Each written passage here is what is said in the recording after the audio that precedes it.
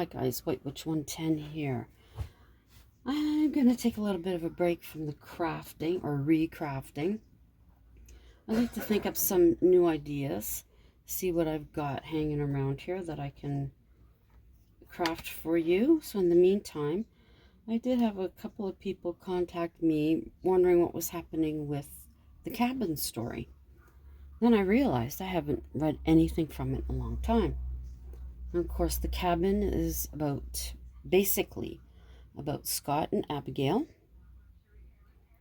And we also have her cousin Nicole and her ex husband, Sage. And we have her friend Mel.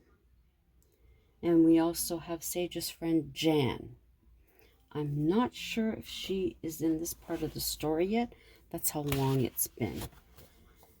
But some twists and turns in their ever tumultuous relationship. So we left them at Dan's bar, and they were due to perform.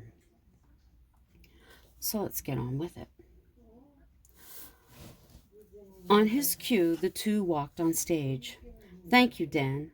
Ladies and gentlemen, we hope you'll enjoy this evening with us. With that, they began singing. They hadn't bothered to look through the crowd. Mel moved to the bar for a drink.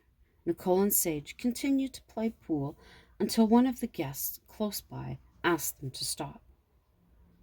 Nicole resented the fact, but stopped out of respect. If you don't want to stay, we can go, Sage told her. I don't mind. This proved to Nicole he wasn't using her to get to Abigail. On their way out, they noticed Mel.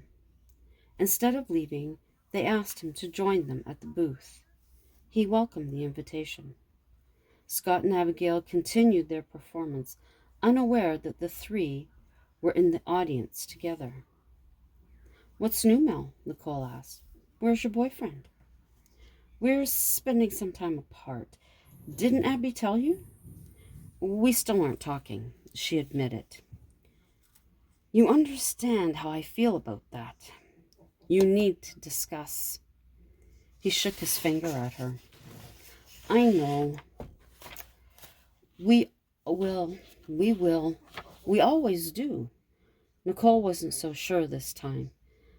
So, answer my question. Yes, I did. Why do you need time apart? She pushed for a reason. I asked him to move in, and he said no. He wants to wait a year. That's a long time, Sage piped up. Is he actually interested?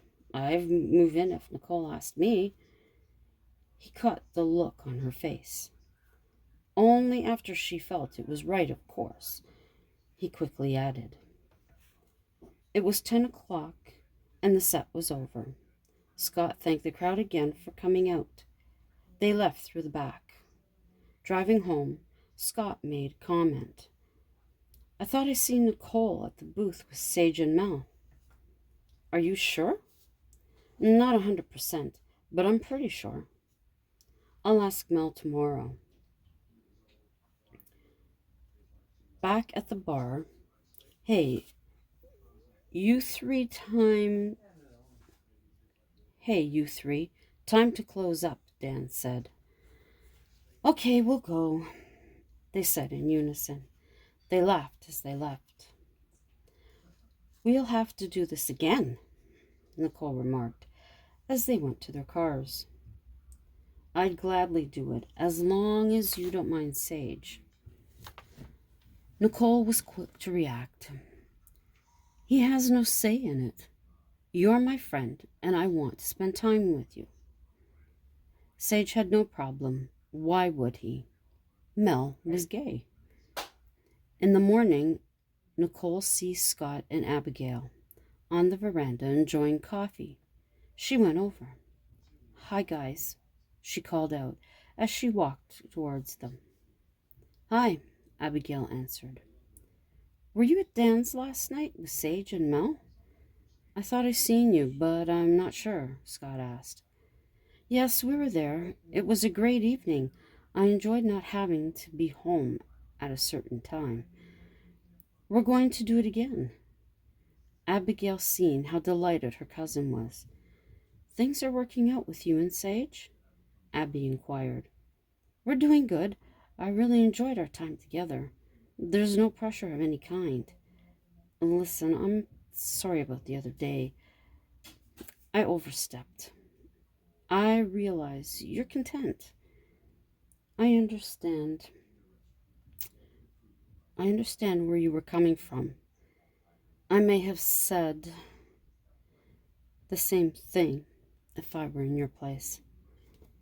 The cousins were friends again. Jen called Sage to see how he was. I'm doing well. How about you? He said. Doing great. You still after Abigail? No, I'm dating her cousin. What? Are you insane? Whatever are you doing that for? Is it to be close to Abby? Jan didn't trust his motives. I'm actually interested in Nicole. We have a great time together. He then told her about Mel. You've got to be kidding. Wow. Guess that shocked all of you. Good thing you're seeing Nicole. He knows I'm not interested. I made that very clear. Is that all you called for? No. I'm calling to tell you I'm coming to visit again. But maybe I should stay home. Don't be silly. When you coming? Sage asked. Jan would be there the following week. She had no solid plans as to when she'd go back home. The next time Sage met up with Nicole, he mentioned Jan was coming to stay. He assured her there was nothing to be jealous for. Nicole laughed it off, but she was happy. Justin went over to Mel's for dinner. During dessert, he had news for him. This is what he hoped for. Justin had decided to move in after all. I've had a job offer, Justin began. Aren't you happy at the mansion? Mel inquired. Yes, I am, but this call is for my dream job. It's working for a clothes designer. In case you hadn't noticed, I have a passion for fashion. I'll miss having you at work, but we can see each other on weekends. That may even be better for us. Mel tried to see a silver lining. It's not here. It's in London. London is 4 hours by plane ride. How long will you be there? It's not London, Ontario. I don't think I'll be moving back once I'm there. This is my dream, Mel. Justin prayed for understanding. If you knew this was a possibility, why didn't you mention it? Why have me believe that I had a chance of a life with you? Mel tried to make sense. I hope you'd come with me if they finally chose me. I don't believe this is happening.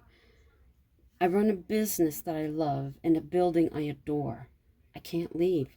This is my dream, Mel explained. Seems our dreams take place in different locations. I'm sorry, but I've already accepted. I'm not going to change my mind. Justin was serious. I won't give up mine either. Then I guess this is it. Justin took an envelope from his jacket pocket. It's my letter of resignation. I was going to put it on your desk. Mel made space between them on his sofa. He didn't know what to say. He did know he'd rather Justin not go into work.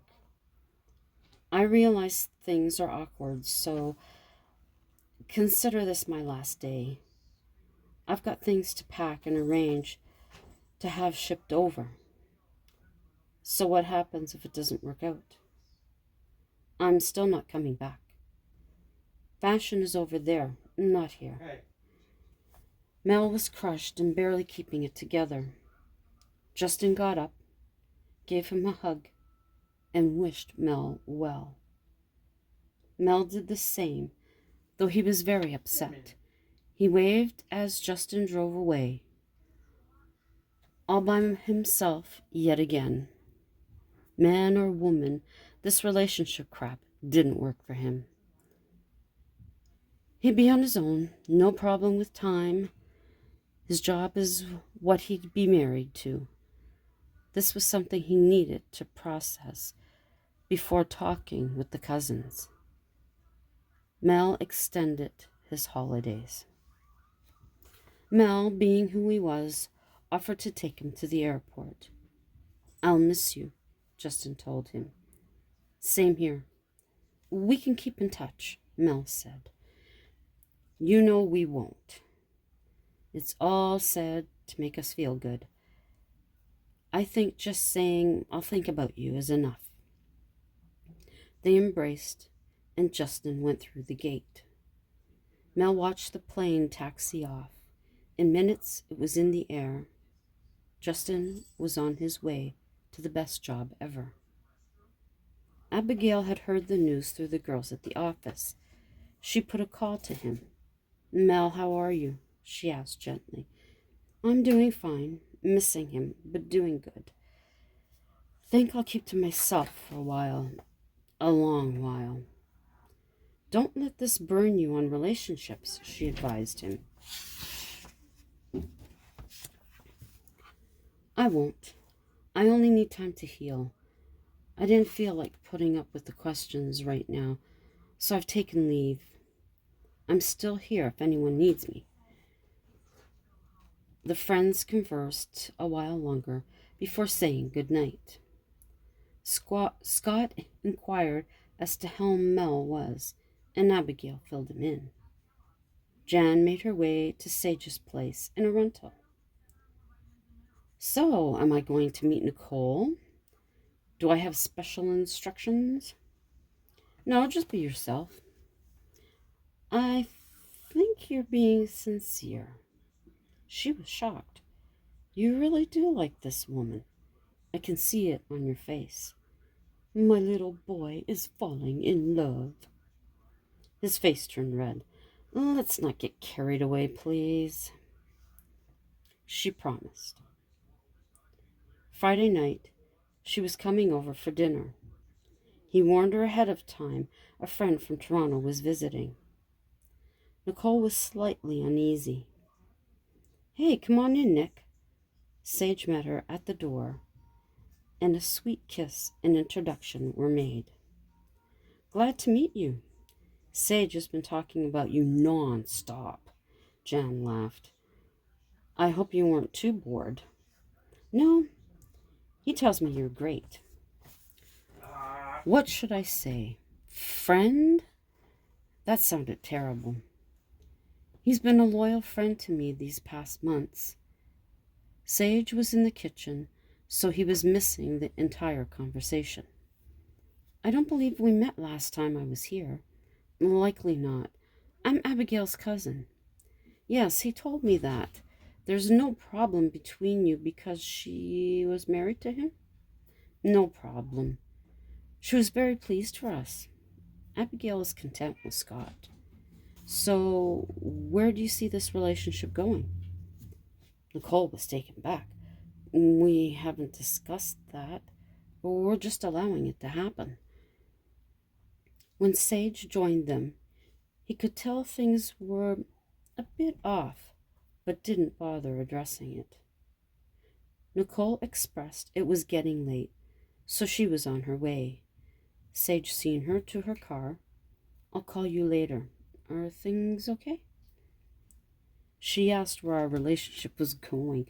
I told her we haven't talked about it. Maybe we should," he said. "What are your thoughts?"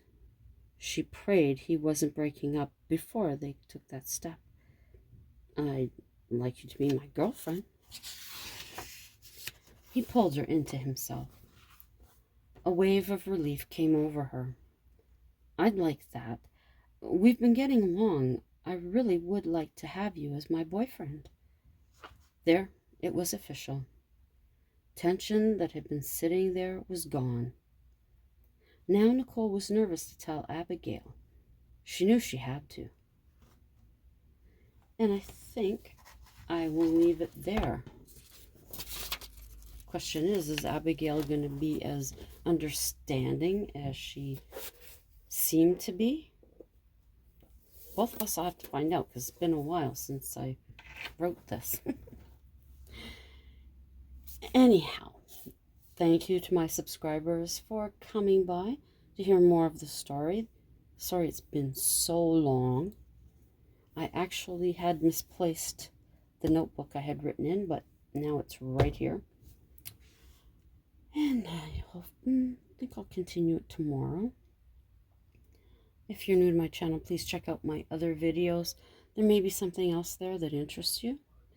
If you do find something, remember to give it a thumbs up. Leave me a comment. I'll get back to you. And share it out if you think someone else would be interested. Greatly appreciate it. While you're here, also consider becoming a subscriber. And if you do, remember to click that notification bell so that you'll know the next time that I upload. And until that time, from a, no, I guess it's not foggy now, but icy and foggy earlier, Ottawa. Until the next time, ciao for now.